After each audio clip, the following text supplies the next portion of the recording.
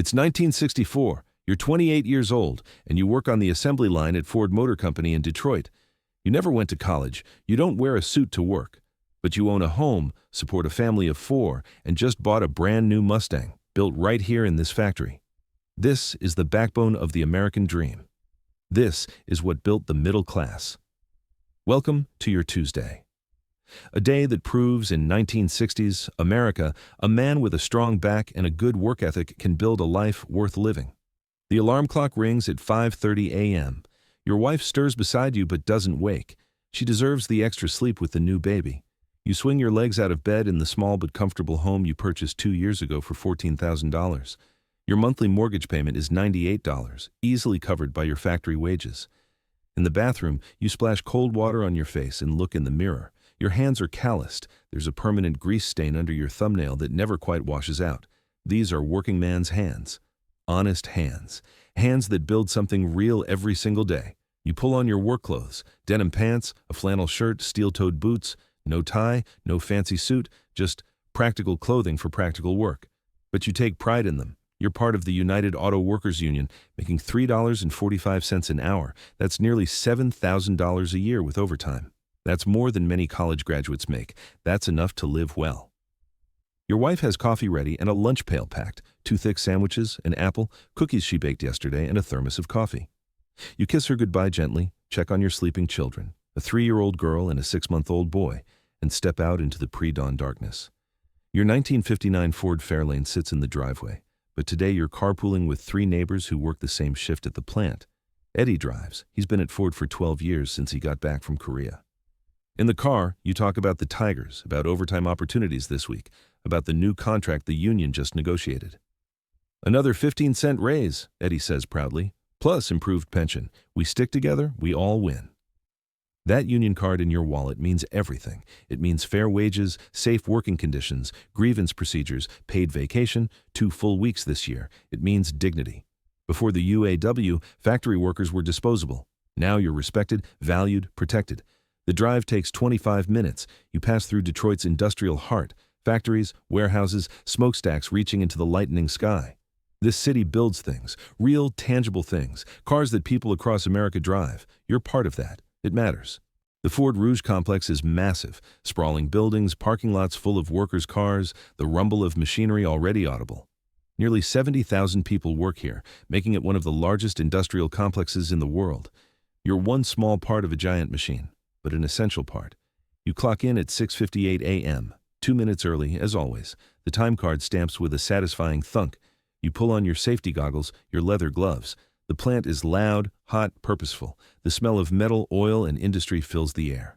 Your station is on the Mustang line. You install driver-side door panels. The same task, hundreds of times per day, thousands of times per month.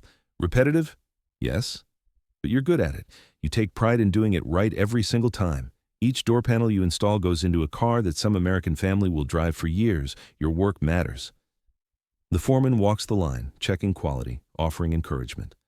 Looking good, he says to you. You've never been written up, never been late more than twice in 4 years. That reliability is why you got the day shift instead of nights. That's why you get first choice on overtime. The line starts moving at 7 a.m. sharp. The rhythm begins. A new Mustang chassis every 60 seconds. You grab the door panel, align it precisely, secure it with 8 bolts, tighten to exact specifications. 45 seconds, 15 seconds to prepare for the next one. It's physical work. By 8 a.m., you're sweating. By 9 a.m., your shoulders ache, but you keep pace.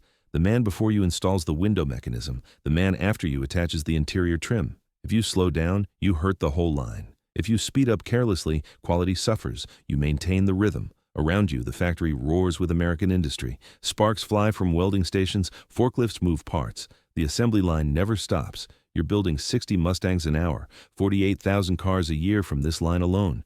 And Ford has multiple plants across the country, building hundreds of thousands more. This is American manufacturing at its peak. This is what makes America strong, not just the cars, but the men who build them. Men with families to feed, mortgages to pay, dreams to pursue, working men with dignity and decent wages. The lunch whistle blows at noon. The line stops. You have 30 minutes. You find your regular spot in the break room with Eddie and the guys from your section. You open your lunch pail. Those thick sandwiches taste incredible after 5 hours of physical labor. Around you, hundreds of men eat, smoke, talk, laugh. There's camaraderie here. You look out for each other. You going to the union meeting Thursday? Eddie asks. Wouldn't miss it, you reply. That meeting is where you have a voice, where you vote on contracts, elect stewards, stand together. Your grandfather worked in a factory before unions. 12-hour days, poverty wages, no safety protections, no recourse when injured. Those days are gone. You made sure of that. Someone's talking about buying a boat. Someone else just bought a color TV. These aren't rich men, but they're not poor either. They're solidly middle class, able to afford comfortable lives for their families. A factory job in 1964 America isn't a trap. It's a foundation. My oldest starts college next fall, says Tommy, a welder who's been here since 1952. Wayne State, first person in our family to go. I'm doing 12-hour Saturdays to help pay for it.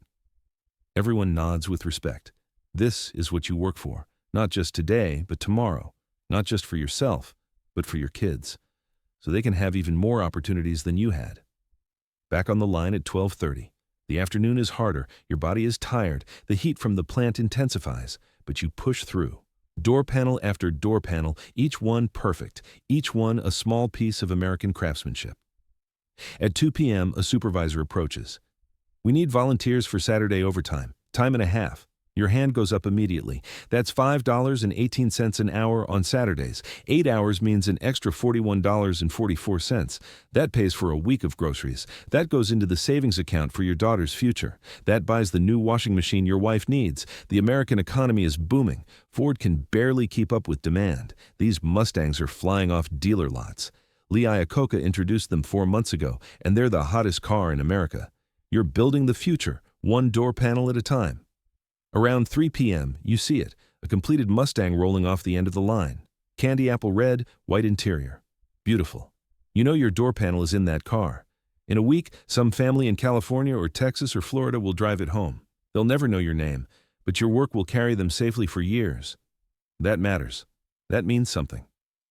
The whistle blows at 3 p.m. 8 hours, done. You clock out. The card stamps 3:02 p.m. You've earned $27.60 today before taxes. Tomorrow you'll earn the same. Day after day, week after week, building a life. In the locker room, you wash up, change out of your work clothes. Your back aches, your hands are tired, but it's a good tired. The tired that comes from honest work. The tired that puts food on your table and a roof over your family's head. Eddie drives you home and you're back by 3:45 p.m. This is one of the beauties of factory work. When your shift ends, you're done. No taking work home, no worrying about it over dinner. You gave Ford 8 hours of your labor, they gave you fair compensation. The deal is clean and square. Your daughter runs to greet you at the door. Daddy, she's wearing a new dress your wife made. Your wife smiles from the kitchen where dinner is already cooking. Pot roast, the smell filling the house. You scoop up your daughter, feeling the satisfying ache in your arms. These are the arms that installed 320 door panels today. These are the arms that provide for this family.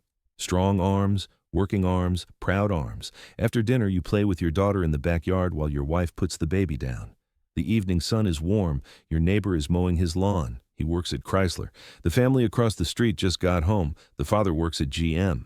This whole neighborhood is built on factory wages, and it's a good neighborhood. Safe, clean, friendly. Later, you sit on the porch with a beer, your wife beside you. You talk about the overtime Saturday, about the new washer you'll buy next month, about taking a vacation to Lake Michigan in August. Your union contract guarantees 2 weeks paid vacation. You'll rent a cabin, take the kids to the beach, rest your body. As the sun sets over Detroit, you reflect on your life. You didn't go to college, you work with your hands, not your mind.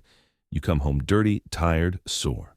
But you own a home. You support a family. Your children will have opportunities you never had. Your wife doesn't have to work outside the home. You have savings in the bank. You have health care through the union. You have a pension waiting for you at 65. This is 1964 in industrial America. This is what made the middle class. Not everyone wore suits and worked in offices. Most of America was built by people like you, people who showed up every day, did hard work with skill and pride, and earned a fair wage for it. The factory didn't make you rich, but it made you secure. It made you stable. It gave you dignity. In America, a factory worker could buy a house, raise kids, build a life. Not in poverty, but in comfort. Not in desperation, but in hope. Tomorrow morning, that alarm will ring at 5:30. You'll do it all again. Door panel after door panel, car after car, day after day, and you won't complain. Because this job, this hard, physical, honest job, is building something more than Mustangs. It's building the American dream. One shift at a time, one paycheck at a time, one family at a time. You're 28 years old, you have calloused hands and an aching back, but you also have everything that matters. And that's not luck. That's what America promised to working people in 1964, and that's what America delivered. This was your day. This was your life. This was the promise of American industry made real. And you believed in it completely.